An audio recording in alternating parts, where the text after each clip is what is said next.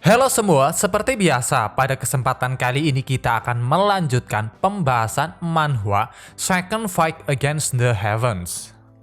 Pada episode sebelumnya, mendengar kabar kakak perempuannya telah diculik, Wu Xuang segera pergi untuk menyelamatkannya yang ternyata telah diculik oleh Raja Shimu. Di malam hari, secara diam-diam, dia menyelinap masuk ke istana Shimu. Menangkap He Yufei, putra kedua Raja Shimu, Wu Xuang menggunakannya sebagai sandera untuk membebaskan kakak perempuannya dan semua gadis yang telah diculik. Meskipun awalnya ada sedikit penolakan, karena pada dasarnya Raja Shimu sangat menyayangi putra keduanya, akhirnya dia menurut dan mau membebaskan semua orang. Setelah lumayan jauh membimbing semua orang dan yakin tidak ada yang mengikuti, Wu Xuang memutuskan untuk berhenti sejenak. Dengan segera kakaknya memanggil dan mendekatinya.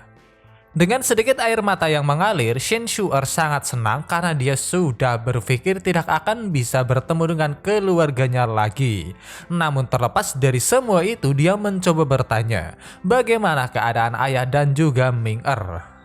Wu Xuang lantas menjawab bahwa keduanya sudah aman, yang membuat Shen Shu'er merasa lega.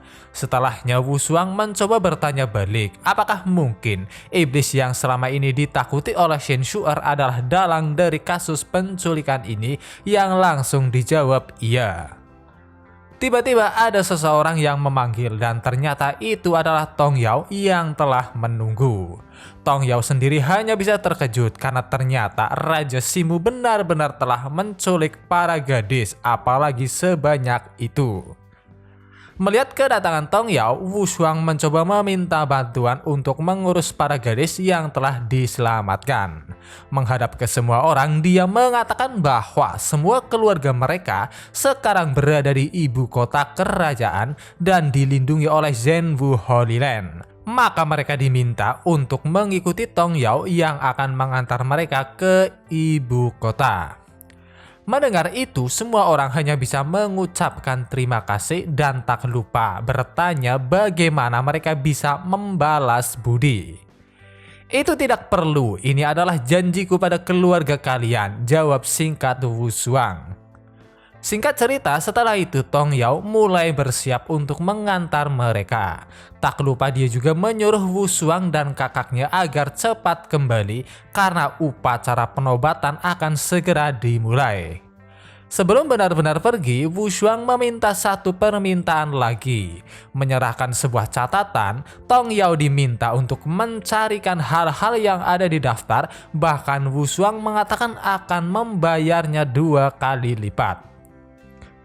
Keesokan harinya, tiba-tiba Raja Shimu mendapatkan sebuah perintah dari sang kaisar yang mana inti dari pesan yang disampaikan berhubungan dengan wilayah yang akan dipimpin oleh keluarga Shin. Tentu hal itu benar-benar membuat Raja Shimu terkejut karena dia harus memberikan wilayah negara bagian Shinshu dan Nanyun miliknya pada raja baru. Namun karena perintah tersebut merupakan dekrit yang dikeluarkan langsung oleh Yang Mulia Kaisar, mau tak mau Raja Shimu menerimanya.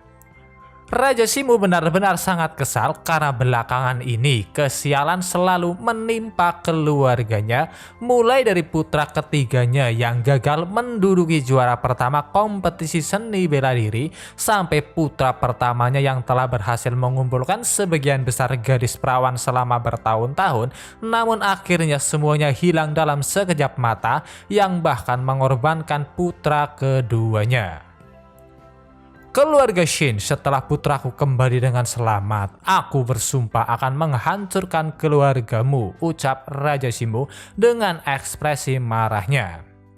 Melihat itu, salah satu dari ketua keluarga Shimu mencoba memberikan saran yang mana intinya mereka tidak bisa begitu saja menyerang keluarga Shin secara langsung karena sejak Wu Xuang berhasil memenangkan kompetisi seni bela diri, dia menjadi sangat terkenal dan bahkan telah menjadi harta bagi Zhenwu Holy Land. Raja Shimu tiba-tiba menyuruh sang tetua untuk pergi ke Kekaisaran Dalu dan melaporkan semua masalah yang telah terjadi pada putra pertamanya untuk meminta agar gurunya yaitu Ji Yin beraksi, karena jika orang tersebut yang bergerak, Raja Shimu sangat yakin bahkan Great Martial Shrine tidak mungkin bisa berbuat apa-apa. Singkat cerita, akhirnya kaisar dari kerajaan Bayu mengumumkan pada seluruh negeri pada tanggal 18 Juli, Shin Wushuang dari keluarga Shin, kota Donglin akan dianugerahi gelar raja, sehingga dengan kota Donglin sebagai pusatnya, kota negara bagian Nanyun dan Xingshu akan menjadi wilayah kekuasaan mereka. Untuk wilayahnya sendiri akan disebut dengan wilayah kerajaan surgawi. Sementara itu, di kediamannya, Wushuang sedang mengobrol dengan ayahnya dan bertanya apakah sang ayah puas dengan wilayah kekuasaan yang telah dipilih. Karena Shin Liasan tidak pernah berpikir bahwa keluarga Shin bisa mencapai prestasi seperti itu, dia mengatakan bahwa hadiah kali ini merupakan pilihan yang sangat bagus, karena jika mendapat lebih dari yang sekarang, dia khawatir para raja lainnya akan keberatan. Mencoba sedikit serius, Wushuang lantas mengatakan kekhawatirannya, yang mana dalam upacara penobatan dia sangat yakin seluruh keluarga bangsawan dari penjuru negeri akan datang untuk memberi ucapan salam, tak terkecuali Raja Shimu. Wushuang sangat paham bahwa Raja Shimu adalah seseorang yang ambisius dan kejam. Dia bersedia memotong wilayah kekuasaannya, itu pun hanya untuk menghormati Great Martial Shrine, sehingga dapat dipastikan sekarang dia pasti memandang keluarga Shin sebagai musuh bebuyutan. Mendengar itu, Shin Liasan berkata karena wilayah kekuasaan ini secara langsung diberikan oleh Great Martial Shrine, tidak mungkin bagi Raja Shimu untuk membuat tindakan, apalagi sekarang keluarga Shin memiliki status yang sama dengan keluarga Raja Shimu. Akan tetapi untuk mengantisipasi, sebagai seorang ayah, Shin Liasan menyarankan agar sebaiknya Wushuang mengikuti arus dan menerima tawaran Great Martial Shrine untuk menjadi pewarisnya, karena dengan begitu hak Raja Shimu akan menjadi lebih lemah. Tak jauh berbeda ketika dia berbicara dengan Great Martial Shrine, Wushuang mulai menjelaskan bahwa jika dia setuju mengambil alih Gunung Wushuang, maka artinya mau tidak mau seluruh takdirnya akan terikat pada gunung. Selain itu, Wushuang sendiri berpikir mengambil alih Gunung Wushuang bukanlah satu-satunya kunci untuk melindungi keselamatan negara Bayu. Ditambah tujuan utamanya adalah untuk mencapai alam atas yang akan sulit dicapai jika dia menjadi penerus Great Martial Shrine. Mendengar keinginan putranya, Shin Liasan tak menuntutnya lebih jauh lagi, karena apapun pilihannya, sebagai seorang ayah dia akan selalu mendukungnya. Meskipun Wushuang sendiri tidak mengetahui apa yang sedang direncanakan oleh Raja Shimu, namun satu hal yang pasti, dia harus menjadi lebih kuat secepat mungkin, mencapai spiritual martial force real dan melindungi wilayah kerajaan surgawi. 18 Juli, hari keberuntungan, akhirnya upacara penobatan akan segera dimulai. Para tamu dari berbagai negeri terus berdatangan. Ada Raja Lan Yu, Raja Xian, Raja Taiyuan, dan juga Raja Shimu. Tak kalah penting, ada juga putra mahkota saat ini. Meskipun keempat keluarga kerajaan tidak puas dengan penobatan tersebut, karena tak mungkin bisa melawan, mereka hanya bisa menyerah dan menerima titah dari Zhenwu Holy Land. Di bawah saksi keempat keluarga kerajaan dan juga pangeran, keluarga Shin dianugerahi gelar Marquis dengan Shin Liasan yang diangkat sebagai rajanya. Shin Shu'er dianugerahi gelar Putri Donglin. Adapun sang bintang utama yaitu Wushuang, dia diberi status raja kerajaan dengan marga yang berbeda. Kemudian Wu Shuang mulai memberikan beberapa patah kata. Dia berkata bahwa mulai hari ini di wilayah kerajaan surgawi ini, para warga terlepas dari bangsawan atau rakyat jelata, tua atau muda, mereka akan dilindungi oleh keluarga kerajaan Shin. Singkat cerita, setelah upacara penobatan selesai, Wu Shuang mulai membuat banyak rencana seperti memperluas pasukan, membangun perbatasan, membangun sistem pertahanan, dan melatih tim.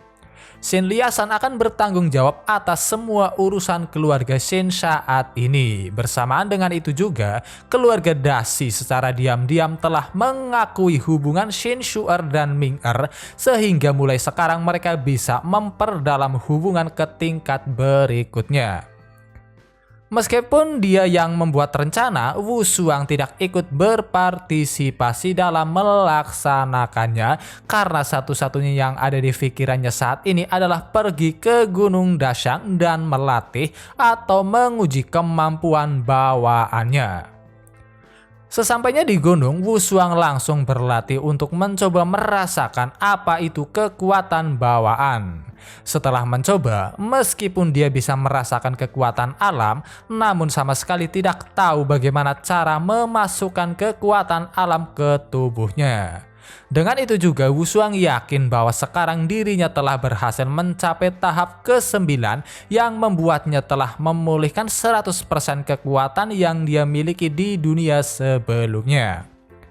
Menyadari akan hal itu, Wu Shuang kembali berlatih dan kali ini dia melatih seni bela diri yang gagal dia capai di kehidupan sebelumnya. Setelah berkonsentrasi dan mencobanya, tanpa masalah sedikit pun dia berhasil mewujudkan sebuah pedang yang bernama Coagulated Sword.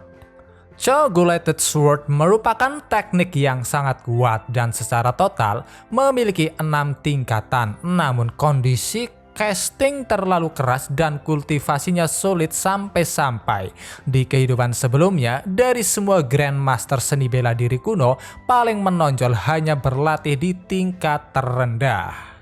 Setelah itu Wu Shuang segera mencoba seberapa tajam pedang tersebut yang mana dengan mudah bisa memotong dan menghancurkan batu besar. Tiba-tiba Wu Shuang bisa melihat ada sebuah lubang yang memancarkan cahaya dari bawah batu yang telah dia hancurkan. Merasa bahwa cahaya tersebut tampak seperti sedang memanggilnya, Wu Shuang akhirnya turun ke bawah dan melihatnya. Setelah turun, ternyata tempat tersebut merupakan istana bawah tanah, tetapi yang menarik perhatian adalah patung besar di tengah ruangan yang seperti memancarkan cahaya berwarna. Berpikir bahwa mungkin itu hanyalah sebuah jebakan, Wu Shuang memutuskan untuk berhati-hati dengan sedikit mundur ke belakang.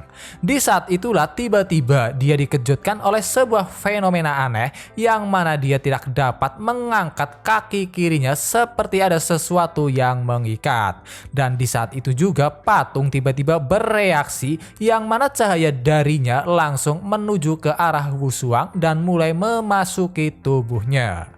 Apa-apaan ini, ada kekuatan dahsyat yang mengalir dari bawah kakiku, ucap Wu Shuang yang menerima cahaya dari patung.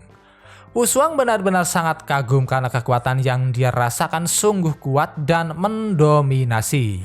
Namun karena dia sama sekali tidak merasakan niat jahat, pada akhirnya mencoba menerima kekuatan tersebut sehingga dia pun mulai berkonsentrasi.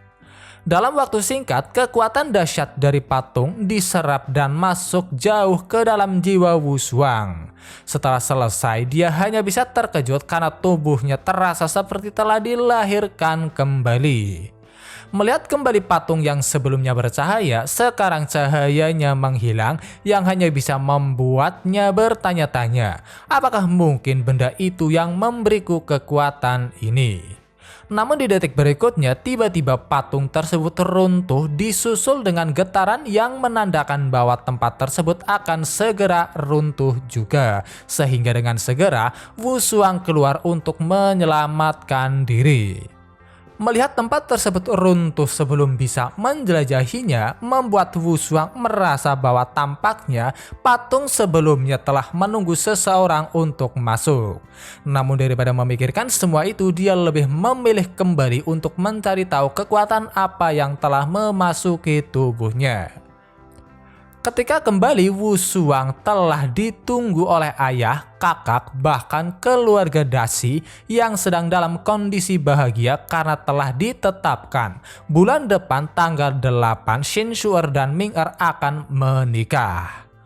Mengatakan bahwa dia akan mengikuti keputusan ayahnya, Wu Shuang kemudian memanggil Ming Er untuk ikut bersamanya karena ada sesuatu yang ingin dia berikan.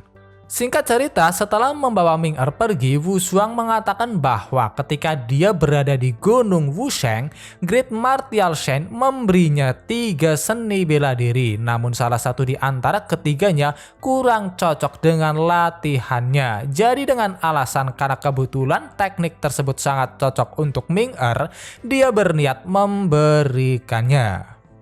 Ini adalah keterampilan sejati non-fase yang menggabungkan esensi kepercayaan Buddha dan Taoisme. Aku yakin ini akan menjadi bantuan besar dalam kultivasimu, ucap Wu Shuang saat dia menyerahkan buku teknik Xiao Wu. Melihat itu tentu membuat Ming Er hanya bisa terkejut, apalagi buku tersebut merupakan pemberian Great Martial Shen, sebuah benda yang diimpikan oleh seluruh pendekar di penjuru dunia. Awalnya Ming Er mencoba menolak, namun di sisi lain Wu Shuang terus memaksanya, apalagi Ming Er tak lama lagi akan menjadi menantu laki-laki dari keluarga kerajaan Qin. Adapun alasan utama Wu Shuang sampai sejauh itu karena dia berpikir ketika melakukan pelatihan seni bela diri kemungkinan besar dia tidak bisa tinggal di rumah terlalu lama, jadi dia ingin Ming Er menjadi lebih kuat agar bisa melindungi kakaknya yang tak bisa bertarung, sehingga dengan perlindungannya dia bisa berlatih dengan tenang. Berpindah ke Kekaisaran Dalu Gunung Jieyin. Menerima kabar tentang situasi keluarganya, pangeran pertama Shimo yaitu He Yunfei langsung melaporkannya pada gurunya yaitu Jieyin. Untuk nama pangeran pertama entah mengapa memiliki nama yang sama dengan pangeran kedua He Yufei. Jadi untuk membedakannya, di sini kita akan menyebutnya He Yunfei dan dia juga berada di ranah True Martial Real tingkat ke-8. He Yunfei yang paham betul dengan kepribadian gurunya yang sangat membenci jika orang lain menyinggung reputasi sekte, sebisa mungkin membuat seolah-olah Wu Shuang benar-benar telah menyinggung sekte Jieyin dengan mengganggu rencana Jieyin yang sedang mengumpulkan banyak gadis perawan. Dengan segera Jieyin memanggil salah satu murid seniornya yaitu Li Wuji, seorang spiritual martial force real tingkat pertama. Dia menyuruhnya untuk pergi ke kerajaan Bayu atau lebih tepatnya kota Donglin yang sekarang telah berubah menjadi kerajaan surgawi untuk memeriksanya. Mendengar itu, Li Wuji hanya bisa tersenyum senang dan menerimanya. Sementara itu di sebuah tempat yaitu Istana Kasabintang, kelima master Istana Kasabintang sedang melakukan sebuah pertemuan. Pokok permasalahan yang sedang mereka bahas berkaitan dengan Wu Shuang yang mana masing-masing dari mereka sangat menginginkan Wu Shuang menjadi muridnya. Semuanya aku belum pernah mengangkat murid selama bertahun-tahun. Kuharap kalian semua tidak keberatan jika Shin Wu Shuang untukku, ucap Master Istana ketiga.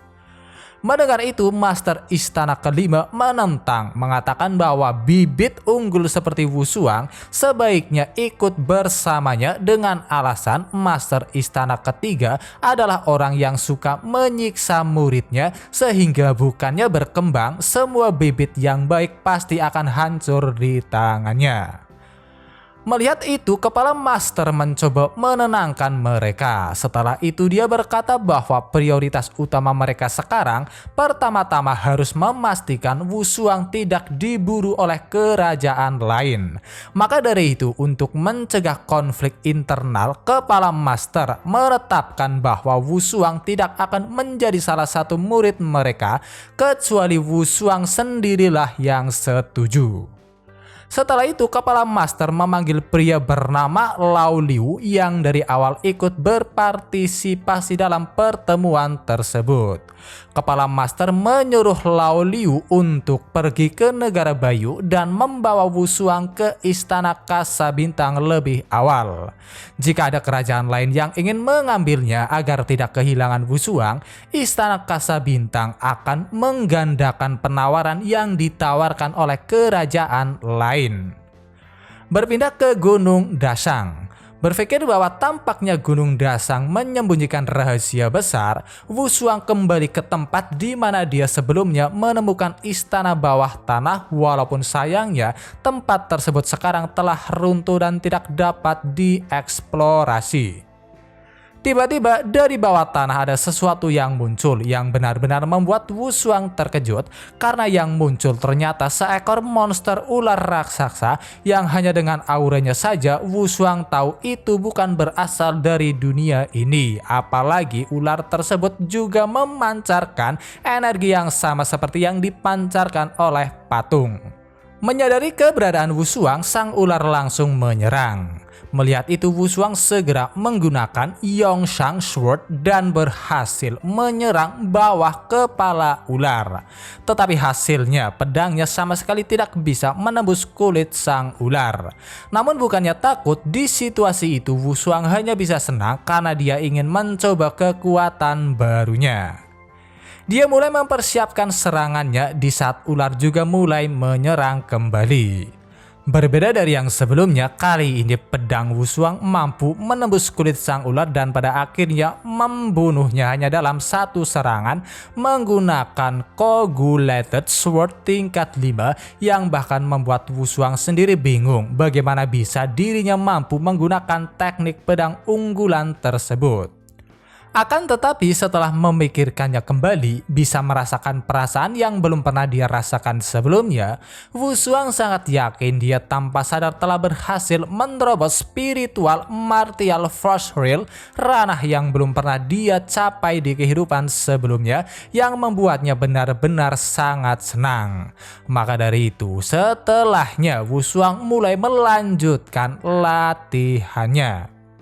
Sementara itu di kota Donglin, Raja Xinmu yang sudah bersama dengan Li Wuji sedang mengobrol sambil memandangi kota. Li Wuji mencoba bertanya kapan mereka akan bergerak, yang dijawab bahwa sekarang bukanlah waktu yang tepat karena besok merupakan hari pernikahan Putri Donglin. Selain itu, Raja Xinmu yang sadar dirinya masih menyandang gelar Raja Negara Bayu khawatir akan sulit untuk menjelaskan jika dia bertindak gegabah. Maka dari itu dia meminta supaya Li Wuji tidak mengekspor dirinya ketika bergerak. Mendengar kata pernikahan membuat Li Wuji hanya bisa senang karena dia berpikir akan ada banyak orang yang bisa dia bunuh sesuka hati. Berpindah ke Gunung Wusheng, Great Martial Shen yang sedang berkultivasi tiba-tiba bisa merasakan sebuah aura dari seorang spiritual martial force real. Dia hanya bisa menebak-nebak apakah mungkin itu adalah Great Martial Shen dari negara Dawu yang datang untuk bertarung. Mencoba melacaknya, tahu itu berasal dari kota Donglin membuat Great Martial Shen berpikir apakah mungkin orang tersebut ingin mengincar Wu Shuang.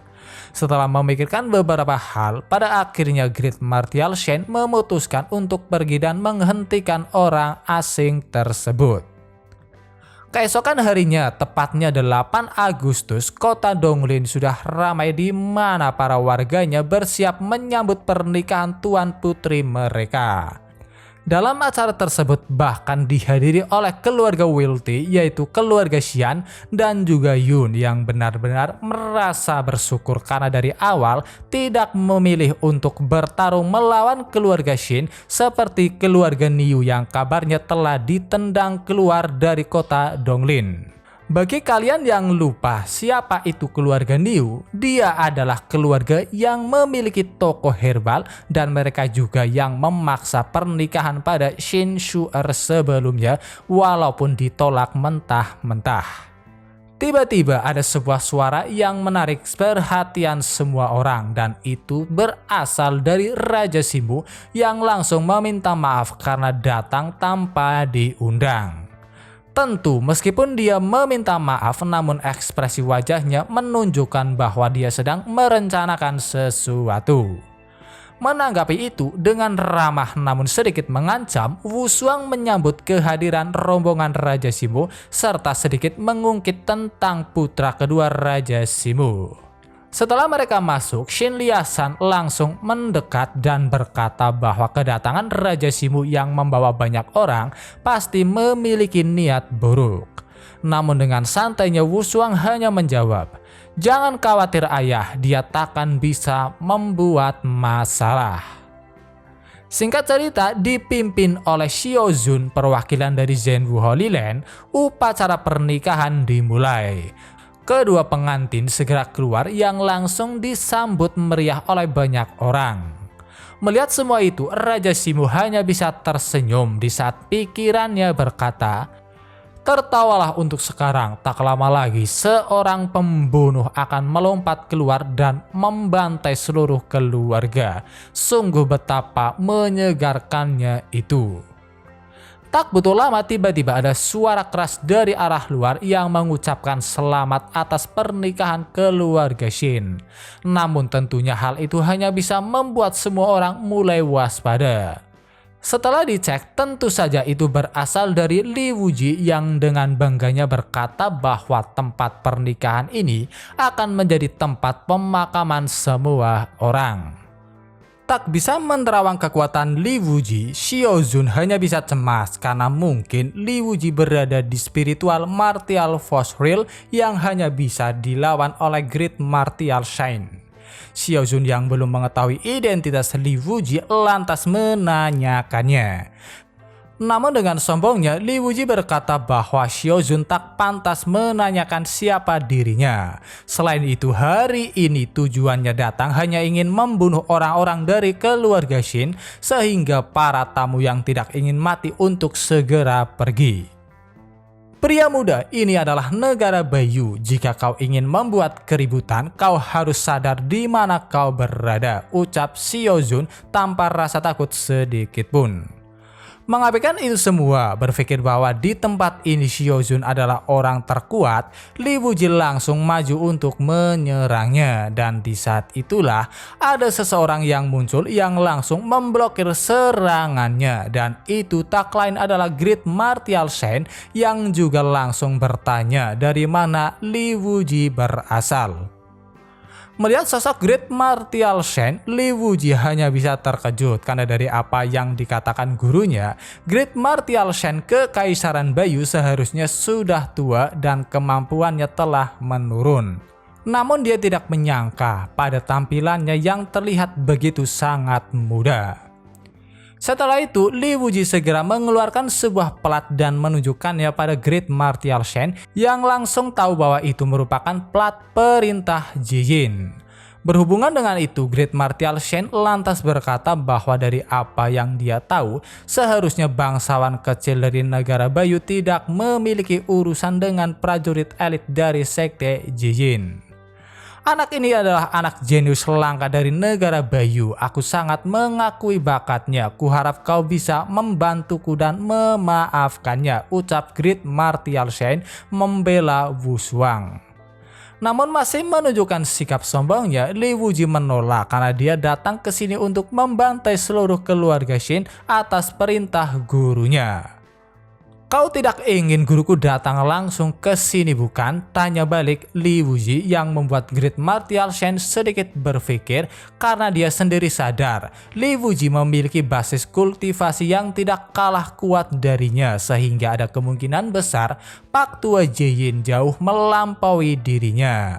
Namun setelah ingat bahwa dirinya merupakan seorang Great Martial Shen dari negara Bayu, setelah itu dia mencoba mengancam balik. Aku tidak peduli siapa gurumu itu, hanya dari perkataanmu tampaknya pertempuran ini tidak dapat dihindari, ucap Great Martial Shen. Tak menyangka mendapat jawaban seperti itu, meskipun terlihat masih tersenyum, sebenarnya Li Wuji sedang berpikir. Apalagi meskipun kekuatan Great Martial Shen telah menurun, tetapi dia masih berada di spiritual Martial Force Real yang membuat pertarungan mereka mungkin akan sangat sengit dan akan mengalami luka parah. Pada akhirnya Li Wuji memutuskan untuk mundur, tetapi dia masih terus mengancam dengan mengatakan bahwa dia akan segera mengirim surat pada gurunya sehingga gurunya pasti akan langsung datang untuk memberi salam. Melihat itu tentunya Great Martial Shen sedikit cemas karena jika Jiyin benar-benar datang, semuanya akan menjadi masalah kecuali jika bisa meminta bantuan dari negara induk. Apa-apaan dengan plat perintah Jiyin itu? Dengan benda yang tak berguna itu kau datang dengan kebebasan sektimu, tetapi kenapa tiba-tiba kau ingin kabur dengan memperlihatkan ekormu? Jangan-jangan cuma ini yang dimiliki oleh sekte Jiyin, ucap Wu Shuang yang langsung memecah ketegangan. Setelah mengatakan itu, dengan segera Wu Shuang melirik dan memuji Raja Shimu yang memiliki strategi bagus yang telah meminjam pisau dari sekte Jiyin untuk menghabisi keluarga Shin. Omong kosong apa yang kau bicarakan? Apakah kau punya bukti? Ucap Raja Shimu seolah-olah dia tidak mengetahuinya. Kembali menghadapi Li Wuji, sekali lagi Wu Shuang memberikan beberapa provokasi dengan mengatakan bahwa mungkin sekte Jiyin benar-benar dipenuhi dengan orang-orang pengecut karena bahkan Raja Shimu yang terlibat tidak mempunyai nyali untuk mengakuinya. Masih mencoba bersikap tenang, Li Wuji hanya memberikan pujian atas semua provokasi yang dia terima hingga pada akhirnya Raja Shimu memutuskan untuk mengaku setelah Great Martial Shen juga ikut memberikan beberapa kata provokasi. Memangnya kenapa jika benar aku yang melakukannya? Keluarga Shin hanya bangsawan kecil baru. Beraninya mereka mencuri pusat perhatian putraku dan bagaimana mereka bisa merebut wilayahku, ucap Raja Shimu. Sudah jelas bahwa yang keladi dari kekacauan ini adalah Raja Shimu. Wu Shuang benar-benar marah, lalu dia berkata bahwa berdasarkan aturan keluarganya, siapapun yang berani menyerang keluarga Shin, maka keluarga Shin akan menyerang balik dengan segenap kekuatan terlepas dari hidup dan mati. Jadi jangan salahkan aku jika nanti keluargamu akan hancur, tambahnya. Berpikir apa yang dikatakan Wu Shuang hanyalah omong kosong, Raja Shimu segera menyuruh Li Wuji untuk melakukan apa yang dia inginkan, sedangkan rombongan Raja Shimu akan menangani yang lain. Mendengar itu, Li Wuji hanya bisa tersenyum senang karena dia yakin selama para prajurit Raja Shimu dapat mengatasi keluarga Shin, maka tidak masalah jika dirinya melawan Great Martial Shen. Dengan semua pemikiran itu, Li Wuji lantas mengajak Great Martial Shen berpindah tempat untuk memulai pertarungannya. Tak langsung meresponnya, Great Martial Shen sedang berpikir apa yang harus dia lakukan karena dari pihak musuh selain Raja Shimu ada 5 prajurit yang berada di tahap 9 dan 8, sedangkan dari pihak keluarga Shin hanya ada 3 prajurit di tahap 9, sehingga jika Li Wuji meminta bertarung di tempat lain, dia khawatir Raja Shimu bisa dengan mudah mengendalikan situasinya. Sungguh konyol sekali, ucap Wu Shuang dengan senyum di wajahnya. Di detik berikutnya dia sudah bergerak melewati rombongan Raja Shimu di saat dia juga menaburkan gas beracun. Melihat itu dengan panik Raja Shimu menyuruh bawahannya untuk menahan nafas. Namun sayangnya usaha mereka sia-sia karena pada dasarnya racun yang digunakan oleh Wu Shuang dibuat menggunakan bahan yang sebelumnya dia minta pada Tang Yao, yaitu 18 racun yang dimurnikan. Apalagi salah satu dari 3 racun merupakan racun tertinggi di dunia seni bela diri kuno di kehidupan Wu Shuang sebelumnya. Raja Shimu hanya bisa berteriak kesal saat tubuhnya mulai menunjukkan efek racun. Namun dengan santainya Wu Shuang hanya menjawab, "Lebih baik jangan banyak bergerak agar kau bisa mati secara perlahan." Menghadap ke arah Li Wuji, mulai melepaskan energi di dalam tubuhnya, Wu Shuang menantang Li Wuji yang benar-benar ingin bertarung. Namun karena pada dasarnya sampai sejauh ini Wu Shuang belum mengetahui siapa sebenarnya Li Wuji, dia menanyakannya dengan alasan tidak ingin membunuh tikus tanpa nama. Melihat aura yang dipancarkan oleh Wu Shuang tentu hanya bisa membuat Li Wuji terkejut. Bahkan setelah Xiao Zun mengatakan bahwa aura yang dipancarkan oleh Wu Shuang merupakan aura dari seorang spiritual martial force real, membuat yang lainnya juga ikut terkejut tak terkecuali Great Martial Shen yang tidak tahu sejak kapan Wu Shuang bisa menerobos spiritual martial force real. Di saat Wu Shuang terus memprovokasi Li Wuji sendiri benar-benar tidak menyangka di negara bawahan ada seorang seniman bela diri muda yang sangat berbakat. Berpikir jika dia tidak membunuhnya sekarang di masa depan akan menyebabkan masalah, pada akhirnya Li Wuji menerima tantangan Wu Shuang dan tak lupa dia juga memperkenalkan dirinya yang merupakan murid agung dari Ji Yin.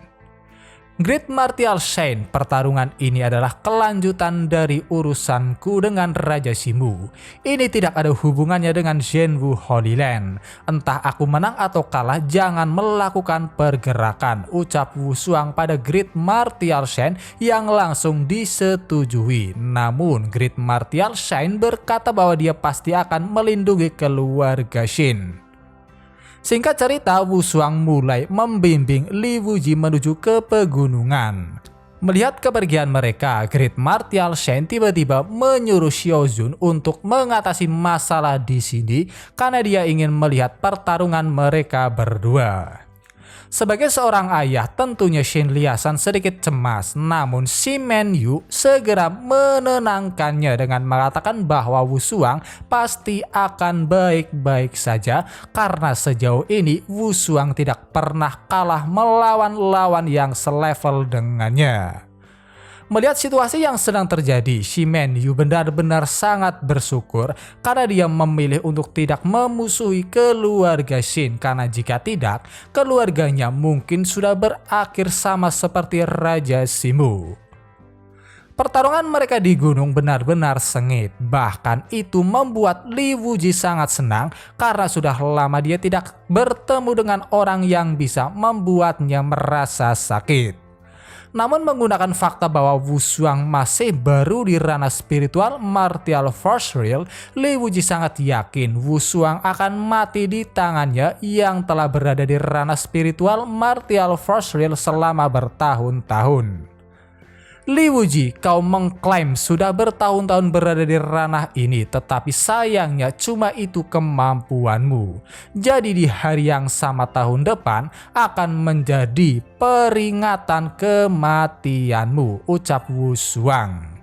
Setelah itu untuk sementara waktu mereka sedikit mengobrol yang mana intinya, meskipun ini merupakan pertarungan pertama Wu Shuang di ranah spiritual martial force real, dia berharap Li Wuji tidak mati dengan mudah. Adapun Li Wuji, dia lebih memilih untuk menyiksa Wu Shuang sampai mati. Mungkin karena tekanan aura mereka yang begitu kuat, debu-debu mulai berterbangan. Memanfaatkan itu, Li Wuji mulai bergerak untuk menyerang. Di sisi lain, Wu Shuang masih berdiri di tempatnya bersiap menerima serangan Li Wuji. Tahu Li Wuji berniat membuatnya bingung, Wu Shuang segera berkonsentrasi dan menggunakan panca inderanya untuk merasakan dari mana datangnya serangan Li Wuji. Masih diam di tempat, Wu Shuang melacak keberadaan Li Wuji hingga akhirnya Li Wuji melepaskan serangan dari arah belakang. Namun tahu bahwa itu hanyalah sebuah tipuan, Wu Shuang yang yakin serangan datang dari depan langsung memblokirnya, yang mana hal itu benar-benar membuat Li Wuji terkejut karena dengan mudah Wu Shuang bisa menghentikan pukulannya yang bahkan seorang spiritual martial force real tahap menengah tidak dapat menghindarinya. Kau telah melebihi ekspektasiku. Awalnya aku hanya ingin bermain-main denganmu, tetapi tampaknya waktu bermain sudah habis, ucap Li Wuji saat menarik pedangnya yang menciptakan beberapa petir sampai-sampai Wu Shuang sendiri mengakui itu kuat. Tak jauh dari mereka, Great Martial Saint sedang mengawasi.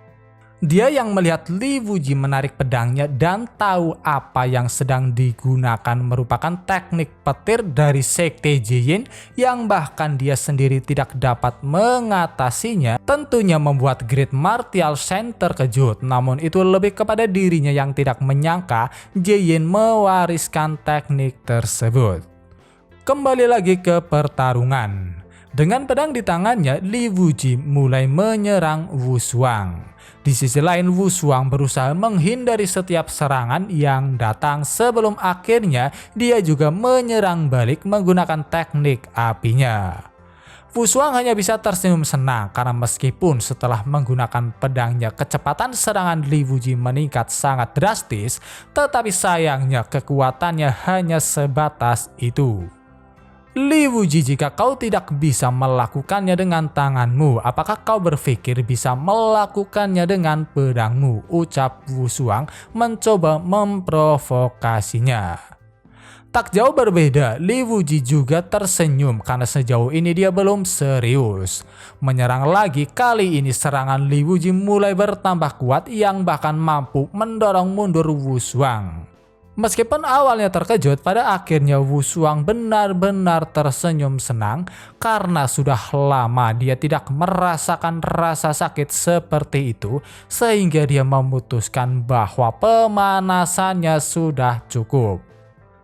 Sadar bahwa Wu Shuang belum mengerahkan seluruh kemampuannya, Li Wuji yang sedikit khawatir segera maju dan langsung melepaskan tebasan pedangnya. Menghadapi itu, Wu Shuang akhirnya menggunakan teknik Yongshang Sword. Kedua pedang mereka akhirnya berbentrokan.